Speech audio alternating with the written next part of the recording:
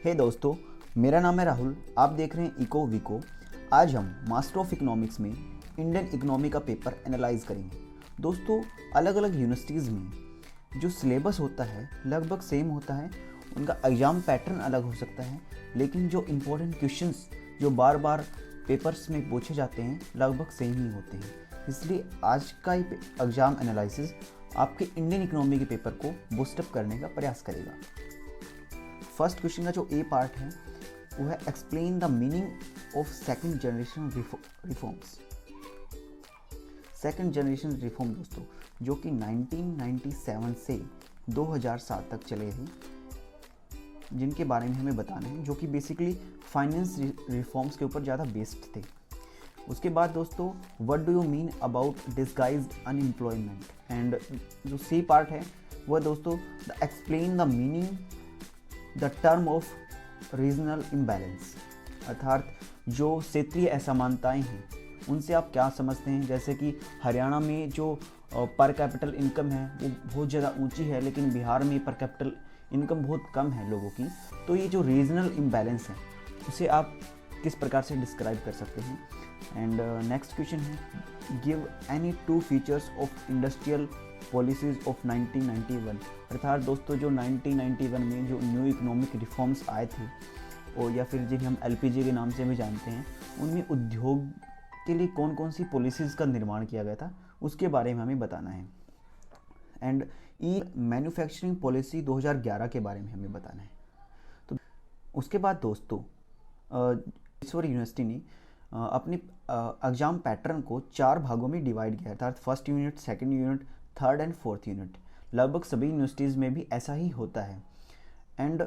इसका जो second question है दोस्तों explain the feature of Indian economy during pre reform period, अर्थात LPG जो रिफॉर्म्स हमारे आए थे उनसे पहले इंडिया की इकोनॉमी किस प्रकार की थी, इंडिया की ग्रोथ लेवल, एम्प्लॉयमेंट में किस सेक्टर का कितना कितना योगदान था, कौन कौन सी पॉलिसीज़ आई, इंडिया ने किस प्रकार से डेवलपमेंट किया, इन सब के बारे में हमें इस क्वेश्चन में बताना है। एंड थर्ड जो क्वेश्चन है दोस्तों वो है basically what are the major economic reforms, right the positive impact of economic reforms on Indian economy, अर्थात जो LPG या फिर न्यू इकोनॉमिक रिफॉर्म 1991 के जो रिफॉर्म्स के बारे में यहाँ पर हमें डिस्क्राइब करना है। क्वेश्चन है जो सेकंड यूनिट का है वो है evaluate the impact of labour force growth and occupational structure change in India during the period of reform, अर्थात जो 1991 से लेकर 2007 तक जो कि न्यू इकोनॉमिक रिफॉर्म्स का दौर था जिसे हम मानते हैं, उसमें जो लेबर फोर्समेंट है, अर्थात जो भारत की जो श्रम शक्ति है वो किस किस सेक्टर में लगी हुई थी, कितने लोग एग्रीकल्चर सेक्टर के अंदर काम कर रहे थे, कितने सर्विस सेक्टर के अंदर और कितने इंडस्ट्री सेक्टर के अंदर काम कर रहे थे, उसके विषय में हमें यहाँ पर बताना है। उसके बाद दोस्तों जो हमारा फिफ्थ क्वेश्चन है उसमें हमें basically explain the interstate disparities in the pattern of development in the post reform period, अर्थात पोस्ट रिफॉर्म पीरियड दोस्तों, पोस्ट अर्थात आफ्टर द रिफॉर्म, अर्थात 1991 के बाद जो राज्यों के अंदर जो इंटर डिस्पैरिटीज़ पैदा हो गई थी उसको समझाना है किस प्रकार से कुछ ऐसे स्टेट थे जो डेवलप होते गए और कुछ बिहार, झारखंड, छत्तीसगढ़ जो स्टेट पहले भी अंडर डेवलप थे और आफ्टर न्यू इकोनॉमिक रिफॉर्म्स उनमें इतनी ज़्यादा विकास देखने को नहीं मिला, उनका क्या कुछ कारण था, उन्हें यहाँ पर समझाने का हमें प्रयास करना है। एंड उसके बाद दोस्तों नेक्स्ट क्वेश्चन है explain the meaning of regional imbalance of Indian agriculture, what policy measures you suggest to remove regional imbalance of Indian agriculture, अर्थात दोस्तों इंडियन एग्रीकल्चर में रीजनल इम्बैलेंस, अर्थात जो फिफ्थ क्वेश्चन हमारा था इंटर स्टेट डिस्पैरिटीज़, इसी प्रकार से इंडिया के अंदर अलग अलग स्टेट के अंदर जो एग्रीकल्चर की जो प्रोडक्टिविटी है वो हमें अलग अलग देखने को मिलती है। फॉर एग्जांपल हरियाणा, पंजाब, तमिलनाडु, पश्चिम बंगाल ऐसे स्टेट हैं जहाँ पर हेक्टेयर जो प्रोडक्टिविटी है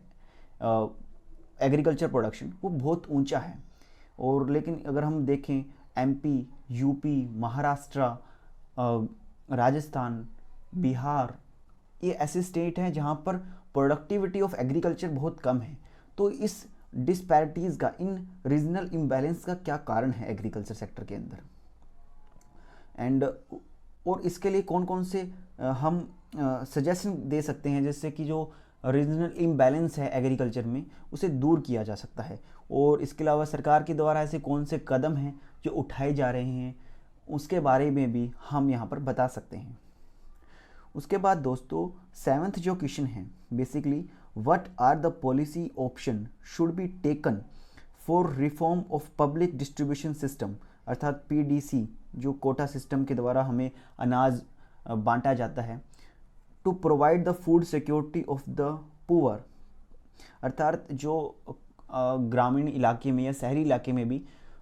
जिनके पास भूमि नहीं है उन लोगों को, या जो बिलो पॉवर्टी लाइन जो लोग हैं, उन्हें सरकार के द्वारा जो सस्ती दरों पर अनाज उपलब्ध करवाया जाता है, उसके बारे में हमें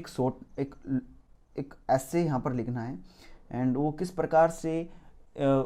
खाद्य सुरक्षा, अर्थात सभी लोगों को समान मात्रा में या फिर आवश्यकता के अनुसार भोजन उपलब्ध हो पाए, उसके लिए पीडीसी किस प्रकार से इंडिया के अंदर वर्क कर रहा है, उसका जो बायोडाटा है वो हमें यहाँ पर एक्सप्लेन करना है। उसके बाद दोस्तों जो नेक्स्ट क्वेश्चन है और 4th यूनिट, जो लास्ट की जो यूनिट है, उसमें explain the trend of growth structure of India industry since 1950, अर्थात 1950 से लेकर दोस्तों 1950 से लेकर अब तक 2022 तक इंडस्ट्री सेक्टर की ग्रोथ किस प्रकार से रही है, एंड उसका जीडीपी के अंदर कितना शेयर है, एंड इसके अलावा कितने लोगों को वो रोजगार दे रहा है, कौन कौन सी पॉलिसीज सरकार के द्वारा लाई गई थी, अर्थात 1948 की हम पॉलिसीज़ की बात कर सकते हैं, 1956 में जो इंडस्ट्रियल पॉलिसी लाई गई थी उसके बारे में हम यहाँ पर बता सकते हैं। इसके अलावा 1991 में जो न्यू इकोनॉमिक रिफॉर्म्स आए थे उसमें इंडस्ट्री सेक्टर के लिए क्या क्या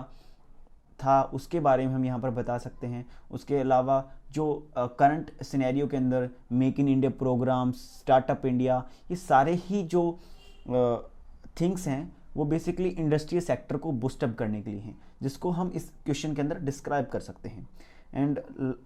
जो लास्ट क्वेश्चन है 9th, उसके अंदर discuss the impact of new economic reforms on industrial sector in Indian economy, अर्थात दोस्तों जो 1991 में एलपीजी जो पॉलिसी गवर्नमेंट ने अडॉप्ट की थी उससे हमारी अर्थव्यवस्था के ऊपर, जो इंडस्ट्री सेक्टर के ऊपर क्या कुछ इम्पैक्ट पड़ा है उसके बारे में हमें डिस्क्राइब करना है। अर्थात